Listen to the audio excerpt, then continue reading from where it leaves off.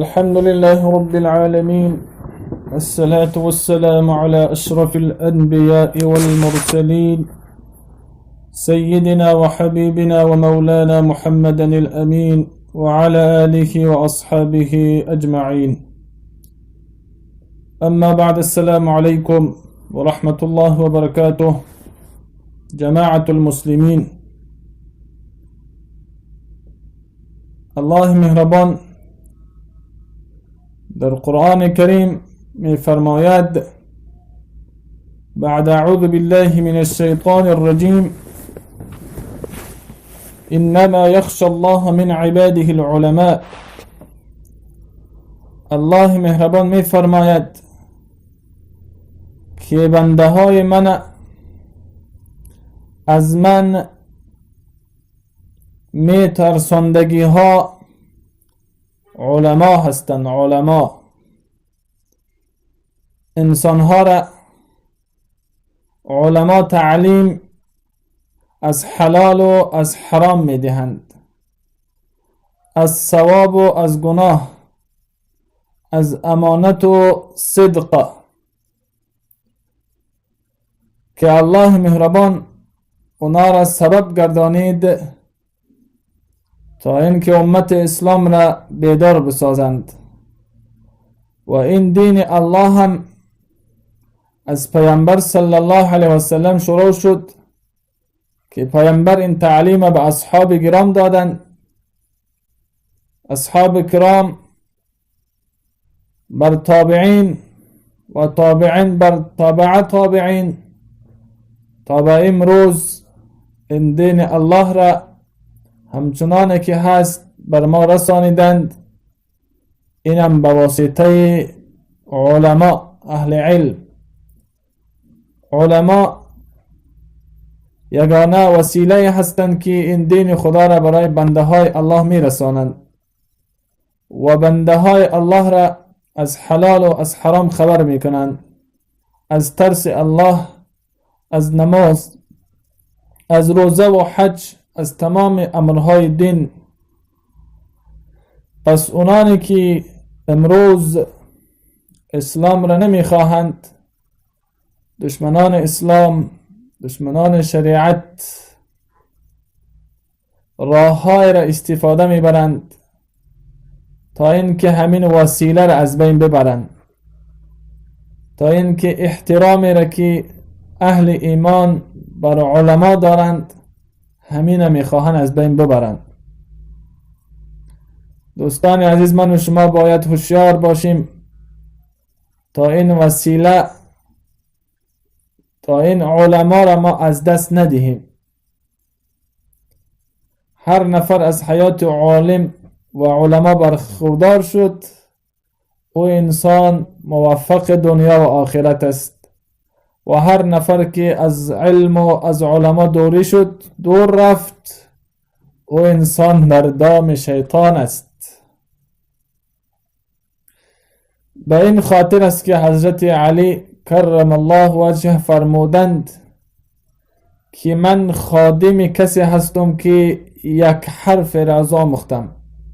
یعنی من غلام کسی که یک حرف را از آموختم. اینقدر احترام حضرت علی کرم الله وجهه بر علم و بر علما بود.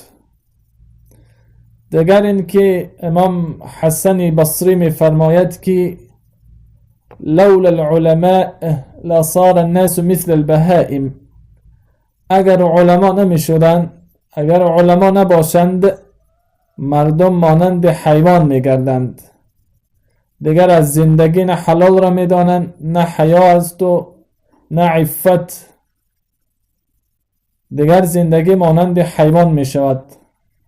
همچنان کسایی که از علم و از علما دورند که زندگی اونها هدفمند نیست، معنا ندارد، برای یک ساعت دنیا که حیات خود بیهوده دارند صرف می کنند. سبب این است که از علم و از علما دورند. دیگر دوستان عزیز، بد کردن علما با هر راه و واسطه‌ای که امروز دشمنان دارن علمای ما را در چشم ما بد نشان میدهند و همه واسطه ها به واسطه های زیادی میخواهند که علما را بد نشان بدهند. یکی از راههایی که علما را بد نشان میدهند و این هدف اونا که ریشش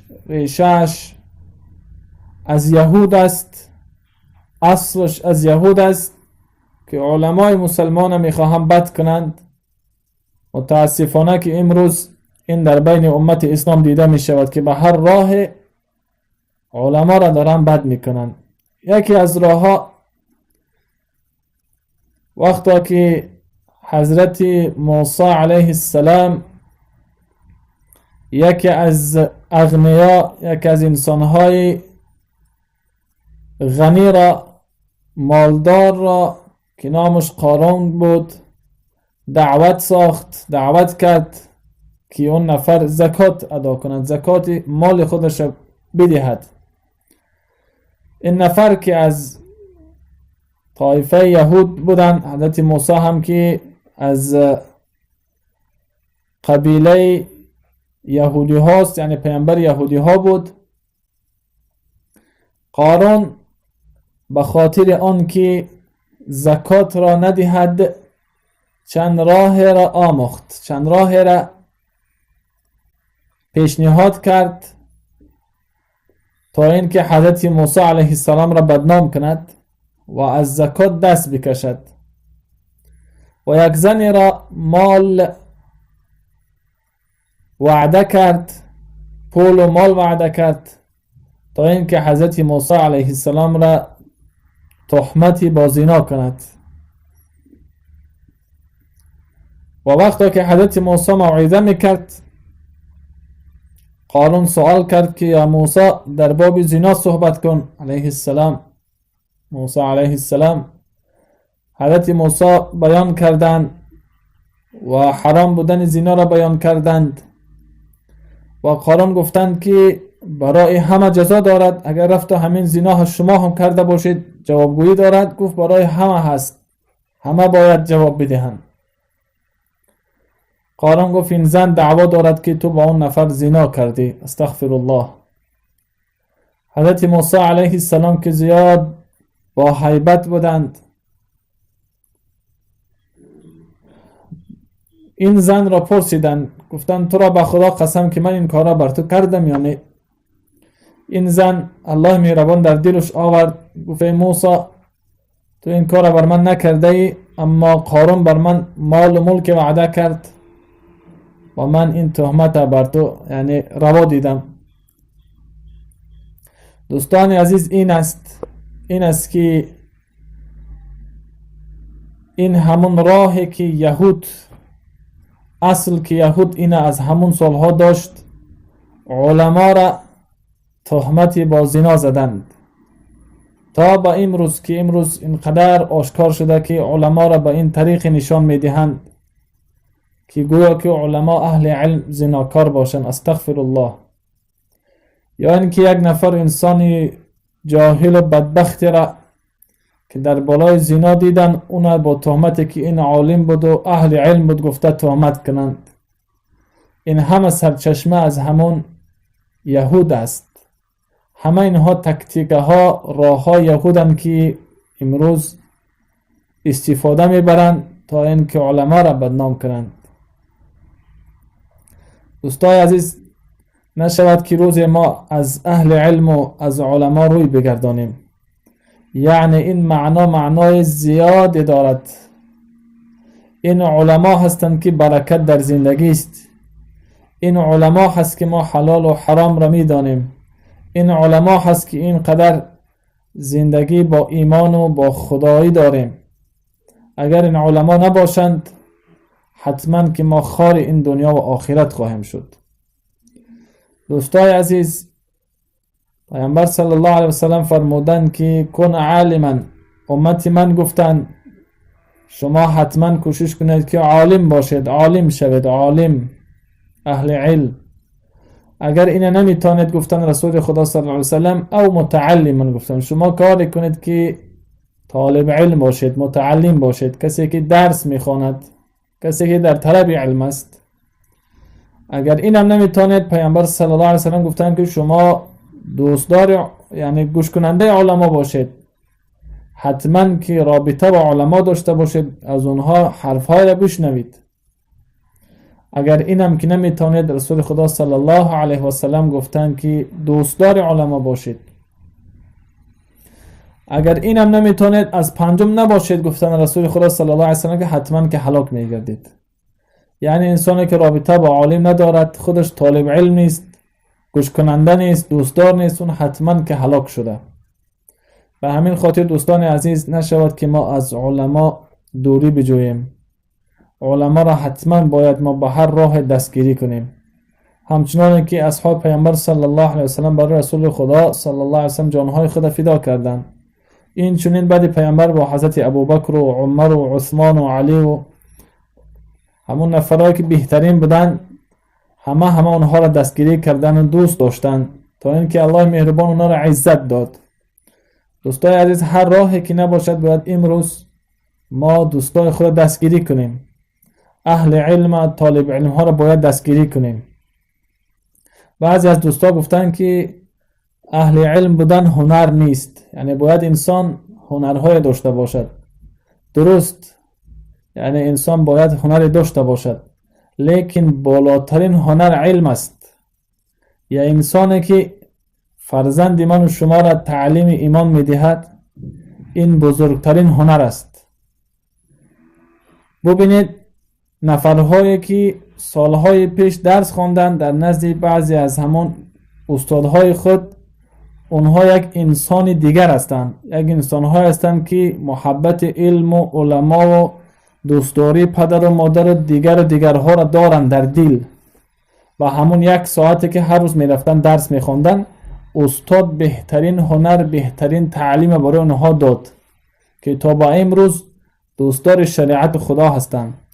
ببینید فرزندهایی که امروز کلان میشوند، یعنی نزد استاد نرفتن، سالها یعنی درس نخواندن، زانو نزد استاد نگذاشتن، امروز تربیه و تعلیم نیست در اونا. و این خاطر است دوستان عزیز، بهترین هنر این است که یک نفر فرزندهای من و شما را تعلیم کند، تعلیم ایمانی، تعلیم اسلامی، که این در تمام حیات، طول حیات استفاده ببرد. خدای نکند که فرزندهای من و شما از علم و از علما دوری بجویند، فردا که به این فردا بجای آنه که بر من و شما دستگیر شوند، یعنی بر من و شما بدی را بیارند، من و شما را احترام نکنند. خدای نکنه که از این طایفه شوند. و همان خاطر دوستای عزیز، دستگیری کردن اهل علم دستگیری شریعت است، یعنی یاردن در دین خداست. نشود که با بعضی سببها من و شما از اهل علم دوری بجوییم، که این اهل علم که خار شد، حتما که جامعه خار می شود. دیگر اینکه برای خاطر بلند بردن اهل علم، پیامبر صلی الله علیه وسلم گفتن که العلماء ورثة الانبیاء، عالم ها گفتن رسول خدا صلی الله علیه وسلم میراث برندگان انبیا هستند، یعنی پیامبران همین جاینشین هاشان در زمین همین علما هستند. کوشش بکنیم دوستان عزیز که ما علما را دوست بداریم. و گفتن رسول خدا صلی الله علیه وسلم که والانبیاء لم یورثوا دینارا ولا درهما، پیامبران از خود باقی نگذاشتن نه دینار و نه درهم، بل ورثوا العلم بالعلماء، بلکه میراث گذاشتن علم خود، شریعت بر دوش علما گذاشتن که علما بر من و شما نمیفهمونند. به این خاطر است دوستان عزیز باید احترام اهل علم و اهل ایمان داشته باشیم. اگر هزار دنیا هم در دست ما باشد و ما از علما و از علم دور باشیم، این معنی اون دارد که دنیا و شیطان بالای ما غالب شده. الله مهربان کلگی من و شما را دوستدار اهل علم بگرداند و خود ما را اهل علم بگرداند و فرزندای ما را فرزندهای صالح و صالحه بگرداند و امت اسلام را الله مهربان توفیق بندگیشان را زیاد بگرداند و یکجا بگرداند که ما تفرق و تفریقه نباشیم. الله مهربان کل مسلمان ها را در هر کجایی که هستند نگهبان باشد. کسایی که بیماری دارند خداوند بیماری هاشان را شفای کامل و عاجل عطا بفرماید. کسایی که بی فرزندند خداوند فرزندهای صالح و صالحه براشان عطا بفرماید. اللهم يا حي يا قيوم برحمتك استغيث يا ذا الجلال والإكرام يا حنان يا منان انصر الإسلام والمسلمين في المشارق الأرض ومغاربها